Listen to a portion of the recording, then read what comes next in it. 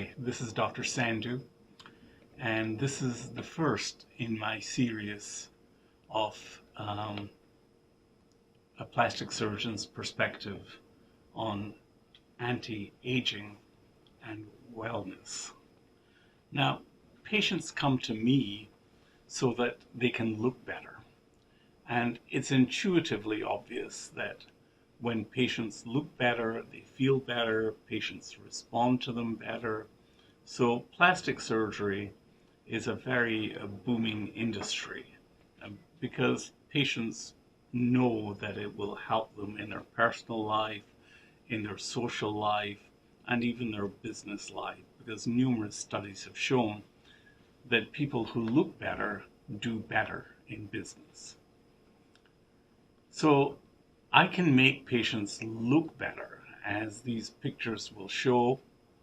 The before and afters show how easily and quickly we can change patients' appearances with Botox and fillers today, and which is basically the mainstay now of aesthetic medicine. I don't even call it plastic surgery, I call it aesthetic medicine, because there's very little in the way of surgery involved in these patients. So the patients are happy, everything looks good, so what's the problem?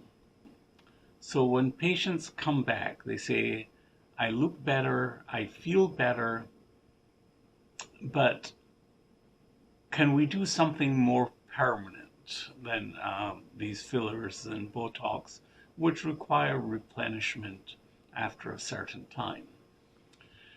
And this is a natural thing. No one likes these forever treatments that they would like to have and be done on a regular and continuous basis.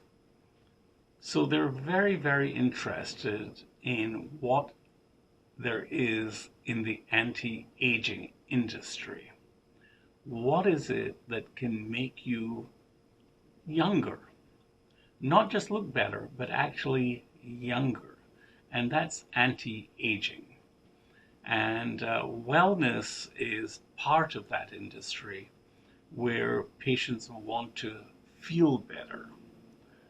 And so the anti-aging and wellness industry has come to be a huge, huge market worth well over $40 billion and growing each day.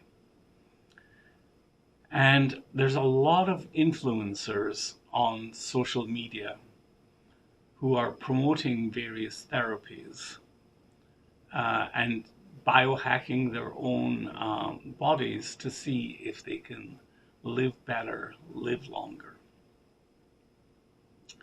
And from treatments such as plasma transfusions and esoteric treatments such as stem cell treatments. So when patients ask me about these things, this is what this series is about. It's about answering the questions that patients ask me in everyday practice. But generally, when I speak to patients, I start out by saying that, the thing is that your body is composed of the DNA that your parents gave you. And there's very little at this time that we can do to change the fundamentals of aging because it's encoded in your DNA. And this is something that maybe in the future we will be able to change. There's already ability to change single gene editing of diseases like sickle cell anemia and other diseases which are a single cell, a single gene defect in your cells. But aging is not controlled by a single set of genes in your body. That could be amenable to gene editing. So I tell patients, okay, let's get real here. You are where you are, and where you are at is because of the DNA that you inherited and how you have taken care of your body since. And taking care of your body is really the things that you can do. And the single most important thing that you can do is to stay at or near your ideal weight. The ability to do that and stay at near your ideal weight means that you will be healthier. You will actually be healthier. You will live a longer life. And we know that from numerous studies. And the commonest methodology of measuring that was something called BMI, which is body mass index. And most patients have heard of that, but what they don't know is that the BMI tables were developed not by doctors, but by actuaries at the insurance companies. And in those days, the only numbers they had to calculate how long a prospective client would live, and so they could price the insurance policy, was height and weight. And from these two factors, they developed BMI index, which on a large scale, if you're measuring hundreds of thousands of people, gives a very good correlation between heart disease and all sorts of other diseases, because the higher your BMI, the more likely you are to develop all of these diseases. Of course, all of these are subject to the vagaries of the fact that we all know that it's not a consistent thing. You all know of people who ate and drank whatever they wanted and were obese and lived to be 90. But these are on the outside of the curve. They are not the normal. Science is premised on measuring and then aggregating the data and then the expected norms. There will always be outside the bell-shaped curve. So previously, patients would ask about what should I do to lose weight or stay at that weight. So as someone who did liposuction, and a lot of liposuction, the thing was that you found that a lot of the patients kept coming back and had put their weight all back on. And they would be very focused on asking me, what can I do to reduce or keep the weight off? So I wrote this book, Doctor, How Do I Lose Weight? And in it, this is over 15 years old, and in it I put everything that we know at that time about weight loss. And it was all the standard stuff: exercise, diet, and none of it worked, because if it worked, then patients wouldn't be looking for liposuction.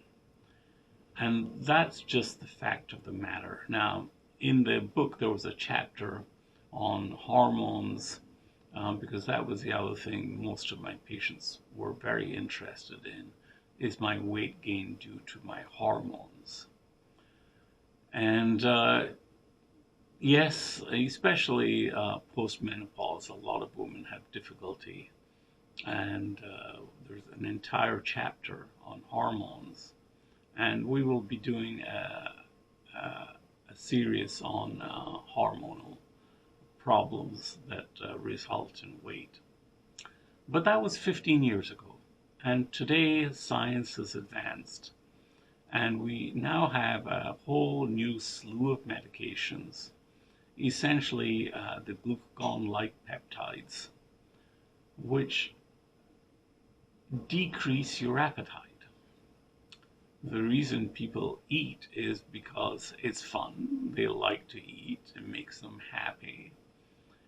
But also the hunger instinct is such that they would be constantly thinking about food. The new medications such as semaglutides, which is the generic name for medications such as Wegovy and others in that category. And these are absolutely revolutions in medicine. And I think at this time we just don't realize how revolutionary it is. If in the general population they can drop their weight 10 to 15% by a simple injection once a week, what the long-term consequences for the entire country is, because people will live probably 10 to 15 years longer. And this is going to be something that is going to develop over time. Now, at this point in time, the medications are quite expensive, and insurance companies do not consider being overweight a disease, and therefore health insurance does not cover the payment for these prescription medications in most cases. But over time, as these drugs become generic and the price drops, because what the pharmaceutical companies are charging over $1,000 a month for, the cost will drop to about $35 to $50 a month, because the production costs are so minimal once you're producing these medications at scale.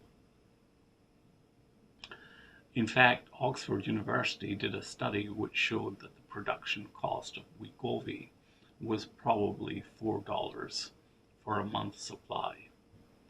And this is not dissimilar to the markups that the drug companies have been charging for insulin over the years. The average patient was spending $500 to $600 per month on insulin until recently, where Medicare has capped the cost of insulin to $35. And of course, the drug companies are still making money at those prices. And later on, we will do an entire episode on the intersection of cost and availability of medications. But that's for a separate episode. So today, the first thing I tell patients to do is, if you've tried to lose weight by yourself and you have not been able to do so, then you should be on GLP-1s. You will easily lose 10 to 15% of your body weight. And that's the most effective thing you can do for anti-aging. And as simple as it seems to take one injection a week in the privacy of your home, it's something that some patients are still not willing to do. It may have something to do with the cost of those injections, and many patients are just needle phobic.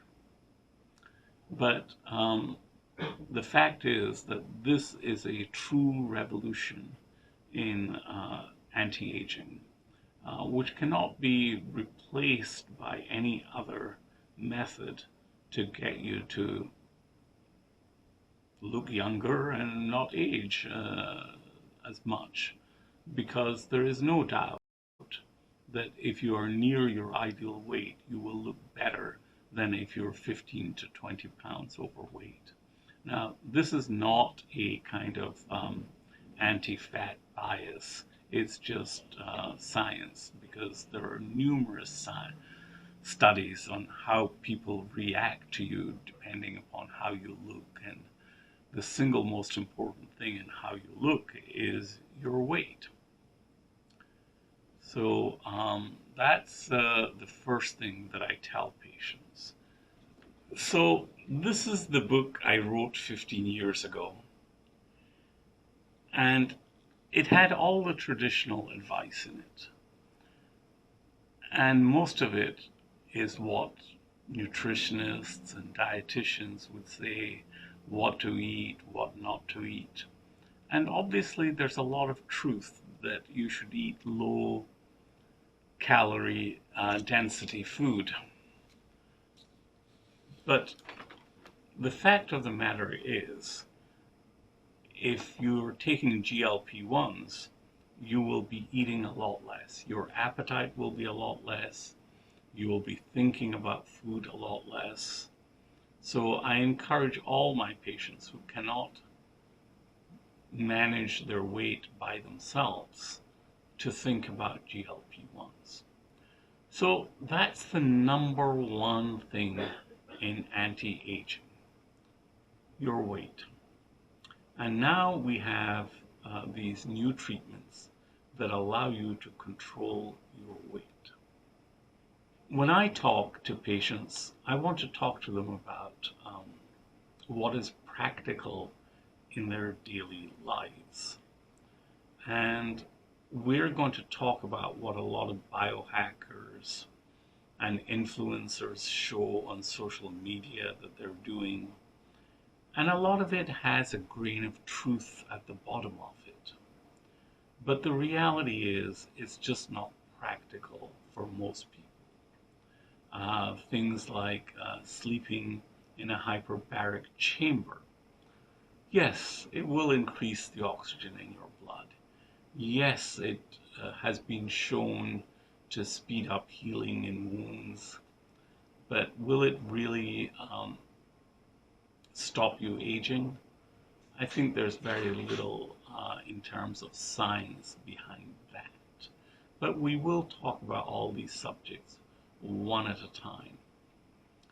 So the other topic that we are addressing is wellness. The wellness industry I find fascinating because this is something that is not measurable, it's subjective. Do you feel well? If you feel unwell, that's pretty clear. You're sick, you're not feeling well, and whether it's from the cold or the flu or something else that's causing you sickness and you're not feeling well, that's pretty clear. But what is it that people are doing to make themselves feel well? And again, this is quite an industry because there are companies that are charging up to $40,000 a year to provide personalized coaching. And this is not something I think that the average patient can afford. And I'm not even sure that what they get is worth it. Because basically, it's still the same. Regular exercise, which does not have to be intensive, because I think stretching is more, and flexibility is more important in longevity than building and bulking up muscles. In fact, the bulking of muscles as in bodybuilder is probably a little bit counterproductive to anti-aging. But flexibility and being thin and flexible and balancing is probably a very good thing to do. But you don't need to pay $40,000 a year for a wellness consultant to do that. You can go to your local gym and do low intensity exercises that will, and the difficult thing about exercising is just getting out and doing it. 3 to 4 times a week, 30 to 40 minutes a week is fine. And it can be something as simple as walking around your neighborhood. And in fact, in all the studies of the Mediterranean diet, etc., I think that the single most important thing is the locale where these people live, where they walk everywhere. There's much less in the way of cars and transportation.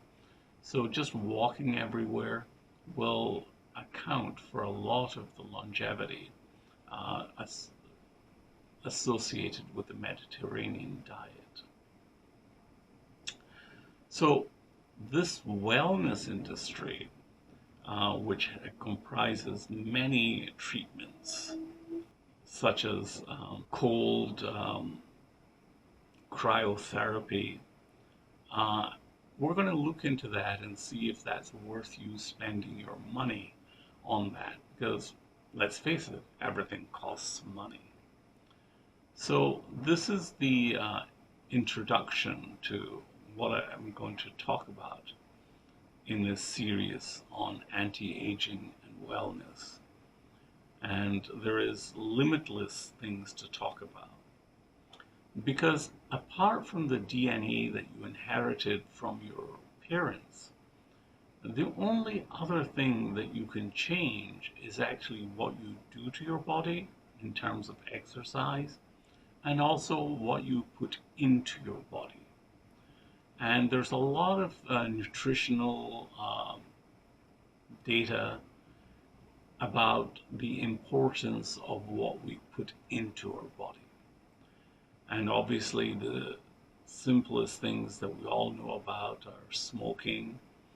So smoking cessation is a very important part of anti-aging and wellness. But there's other food as medicine is really something that has caught on. And the supplements that patients take is really something that is well worth exploring as to what supplements are required, because in the Western diet, which is composed largely of highly processed food, which is most profitable for the corporate food companies, the amount of unprocessed fresh food that we eat is very limited.